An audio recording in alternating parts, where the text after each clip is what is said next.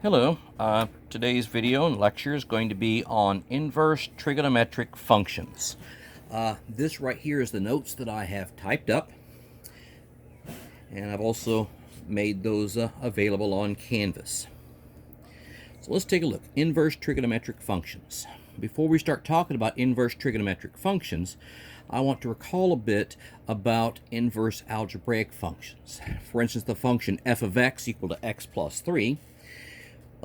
In order to find its inverse, what we do is we replace the notation f of x with y, and then what we're going to do is we're going to swap the x's and the y's. So the y equal to x plus 3 becomes x equal to y plus 3.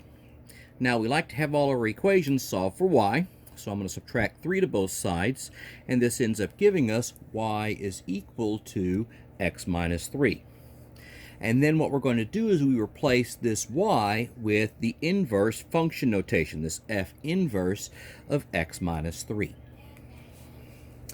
All right, another example is f of x equal to x squared. Now, f of x equal to x squared, the graph of that is not 1 to 1. And if you recall what 1 to 1 means, it doesn't pass a horizontal line test. X squared ends up being a U shape. So if you were to pass a horizontal line across that x squared U shape, you'll see that horizontal line touches at more than one point, which makes it not 1 to 1. So in order to modify this x squared so that we get something that is 1 to 1, we're going to change the domain, the values that we use for x. So we're going to look at f of x equal to x squared, where x is greater than or equal to 0. So this is the right half of the U shape, which is 1 to 1. So if our domain is x is greater than or equal to 0, our range is also y is greater than or equal to 0.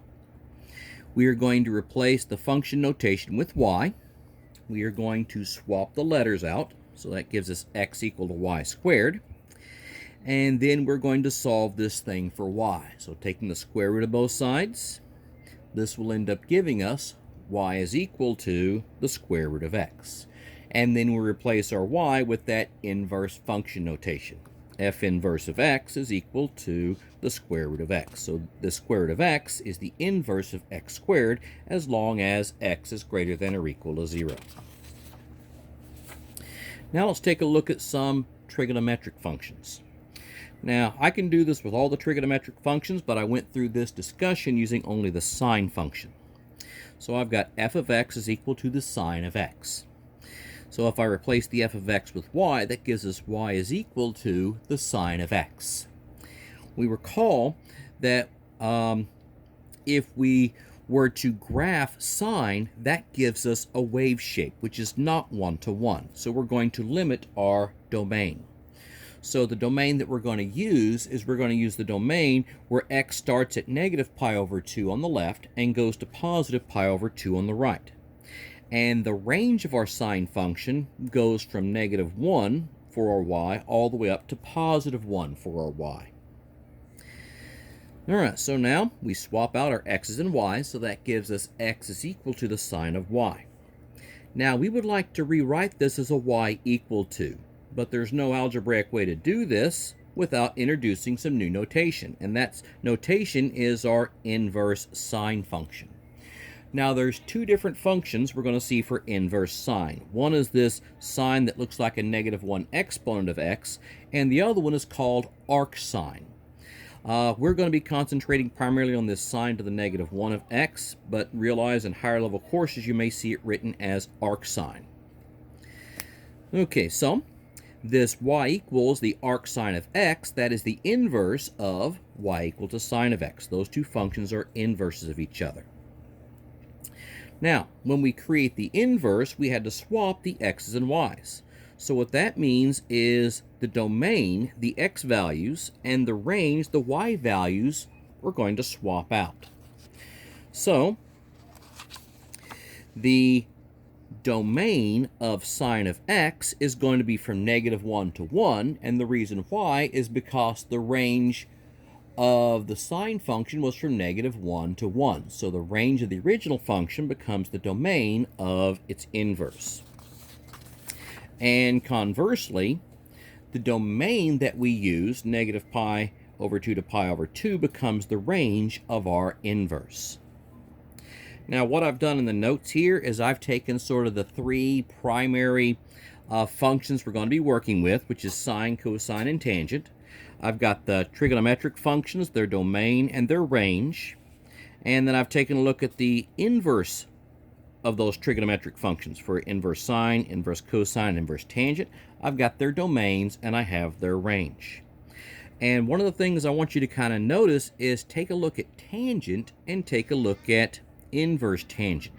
Notice the domain of tangent is exactly the range of inverse tangent, and the range of tangent is exactly the domain of inverse tangent. The reason why that works out beautifully is because over this domain, tangent happens to be 1 to 1. Our sine and our cosine are waves that on this domain, they end up not being 1 to 1. But if I was to rewrite those domains as a 1 to 1 domain, those domains would look like these ranges over here. Now, here's another way to take a look at inverse trigonometric functions. This is the way that I actually think about it. So if I have the inverse sine of x, or any other inverse trig function, I know that the output of an inverse trig function has to be an angle. And so in my mind, I interpret this inverse sine of x as the inverse sine of x is equal to some angle. Now, I don't know what that angle is, but I know that that's an angle. I'm going to call that theta. And I know that if I take the sine of theta, that's going to give me what was inside that trig function. So if I have inverse sine of x, I know that's equal to some angle theta, such that the sine of theta is going to equal x. And what I've done down here in this table is I've taken all 6 of the inverse trig functions, and I've kind of shown you how I take a look at it. So it doesn't matter what the inverse trig function is, this is equal to some angle theta, such that if I take the sine, cosine, or tangent, whichever one of that angle, that gives me the x, which is inside the parentheses.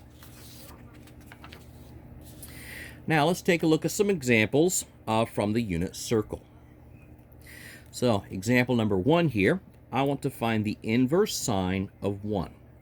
So the inverse sine of 1 is equal to some angle theta, such that the sine of theta is equal to 1.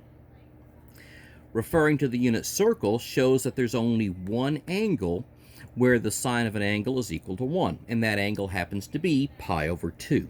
So the inverse sine of 1 is equal to pi over 2. Example 2 here, I want to find the inverse cosine of 1/2. So again, inverse cosine of 1/2, that's equal to some angle called theta, such that if I take the cosine of theta, it will give me 1/2. So then, referring to my unit circle, I want to find all the places where cosine happens to be equal to 1/2. And there's 2 angles where that occurs. At theta equal to pi over 3, and at theta equal to 5 pi over 3. Now, since there are 2 possible answers, we have to go back and look at what the range of inverse cosine was. So going back to that table, the output values that were allowed for the inverse cosine are angles between 0 and pi. So I've got to pick the one of these that's going to be between 0 and pi, and that happens to be pi over 3. So the inverse cosine of 1/2, that gives me pi over 3.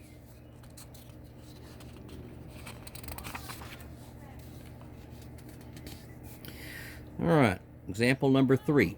Let's find the inverse tangent of 0. So inverse tangent of 0 is equal to some angle theta, such that the tangent of that angle is going to be 0. So if I refer to my unit circle, there's 2 angles where that's going to happen. And that's going to be when theta is equal to 0 and when theta is equal to pi. So I go and I look up the range values for my inverse tangent, and those range values have to be from negative pi over 2 to pi over 2. So the angle which we must use has to be 0. That's the only one of those that are going to be between negative pi over 2 and positive pi over 2. So that means the inverse tangent of 0, that gives us a 0. Now I'm going to pick some examples that are not on the unit circle that I have to calculate with my calculator. So example 4. I say find the inverse sine of 0.2, and I want to write the answer in radians rounded to 4 decimal places. So for the solution here, first of all, make certain your calculator is in the correct mode. I can't tell you how many times taking trigonometry or any other class my calculator is not in the right mode. Once your calculator is in the correct mode, most calculators require you either hit a shift button or a second function button before you press the sine button. I then type in my 0.2, and then I press either my enter or my equal button. And when I did this earlier, that gave me that inverse sine of 0.2 ends up giving me 0.2014 radians. All right, example number 5.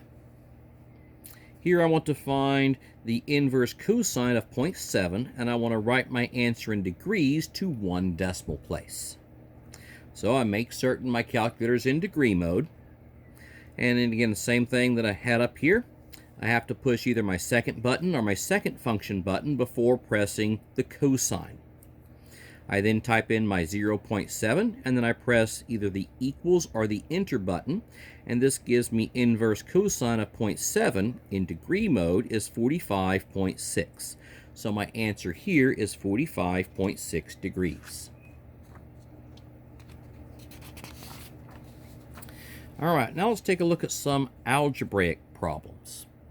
Now, for those of you who go on to some of those higher level courses, you're going to see that you have to do this quite a bit.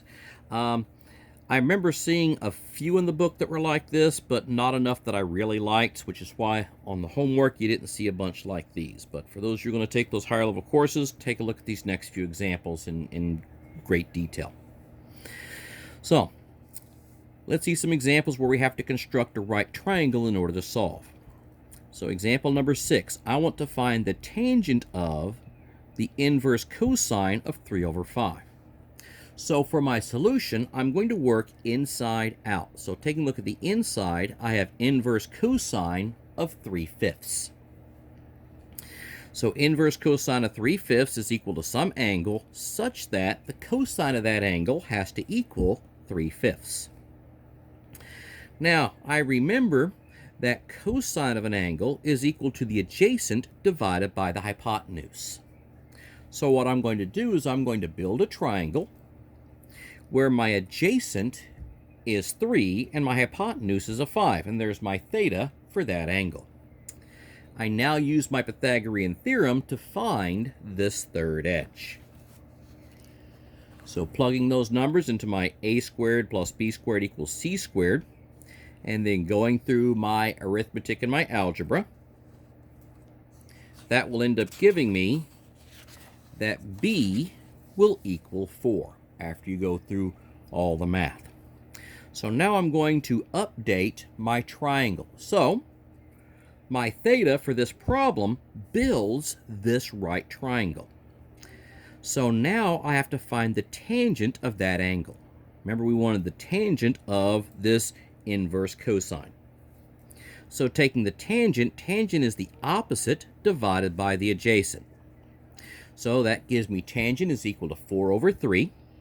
So if I put all that together, the tangent of the inverse cosine of 3/5, that ends up calculating to a 4/3. Now I picked this one because it gives us some nice whole number answers. This next example, we'll end up with the square root. So here I want to do the cosine of the inverse sine of 3/2. So again, doing the same thing I did before. Inside my cosine function, I have the inverse sine of 2/3. So the inverse sine of 2/3, that's equal to some angle theta, such that the sine of that angle has to be 2/3. Now recall that sine is equal to the opposite over the hypotenuse. So I'm going to build a triangle where my opposite is a 2 and my hypotenuse is a 3. And then again, we have a right triangle, so I can calculate that third side using my Pythagorean theorem. And here I am going through that calculation. A squared plus b squared is equal to c squared. Plugging those numbers in, and that ends up giving us a is the square root of 5.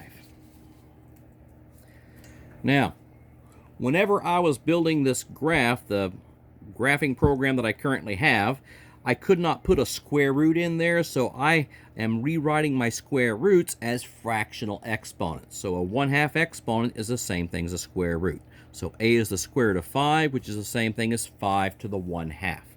And here I updated my triangle. We now have to find the cosine of this angle theta. So cosine, that is the adjacent divided by the hypotenuse. So that gives us cosine theta is 5 to the 1/2 exponent over 3, which is the same thing as the square root of 5 over 3.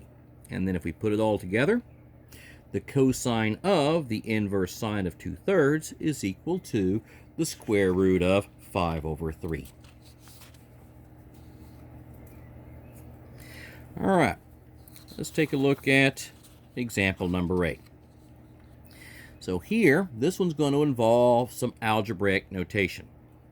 So here we want to find the sine of the inverse tangent of 2 over x. Again, this kind of works the same way. Working on the inside, inverse tangent of 2 over x is going to be some angle theta, such that the tangent of theta has to equal 2 over x. Well, tangent is equal to opposite over adjacent, so I'm going to build my triangle where 2 is on the opposite side and x is on the adjacent side. And then since I have two sides, I use my Pythagorean theorem to build the third side. So here's my a squared plus b squared is equal to c squared. Plug in my x, plug in my 2, and then when I calculate c, notice c ends up being an algebraic expression, the square root of x squared plus 4. And then again, since my graphing software that I had could not deal with square roots, I rewrote my square root as a 1/2 exponent so I could label that side. All right, so now we have to find the sine of that angle. So sine is the opposite over the hypotenuse. So when I do this, that means the sine of that angle theta is going to be 2 over x squared plus 4 to the 1/2, which is the same thing as 2 over the square root of x squared plus 4. So if I put all this together, the sine of the inverse tangent of 2 over x, that's going to equal 2 over the square root of x squared plus 4. All right, so that concludes my presentation on inverse trig functions. Take a look at these notes and try to take a look at the videos, and I'll be online on class to answer any questions.